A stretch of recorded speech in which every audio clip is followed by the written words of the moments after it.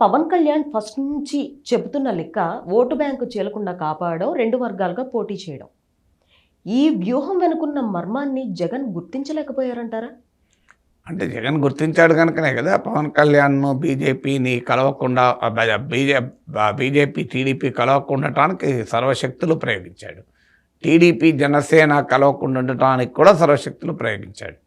So TDP Janasena కలుస్తున్న సమయంలో దత్తపుత్రుడని కాపు ఓట్లు తీసుకెళ్లి కమలకు పెడతారా అని ముద్రగడాల హరిరామ జోగే లాంటి వారు పవన్ కళ్యాణ్ తక్కువ సీట్లు కొప్పుకుంటున్నాడని ఇలా అనేక రకాల ఆరోపణలు కాపు నేతలు చేశారు. వైసీపీ కాపు నేతలు కూడా చేశారు కదా.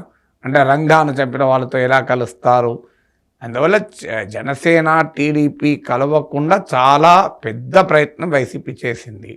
అలాగే టీడీపీ బీజేపీని పవన్ కళ్యాణ్ కలపకుండా కూడా ప్రయత్నం చేశారు.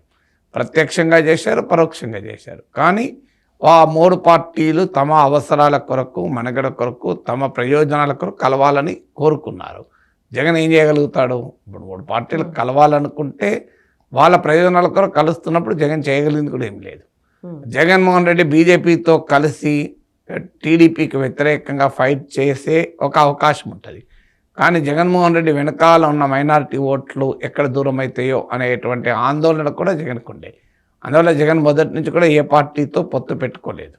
అందువల్ల పొత్తుల వల్ల దెబ్బతింటాము, నష్టపోతామని వైసీపీ తెలుసు కనుకనే చంద్రబాబు నాయుడు పొత్తులు పెట్టుకోకుండా ఇప్పుడు గెలవలేదు అంటూ అటాక్ కూడా ఎందుకు చేశారు?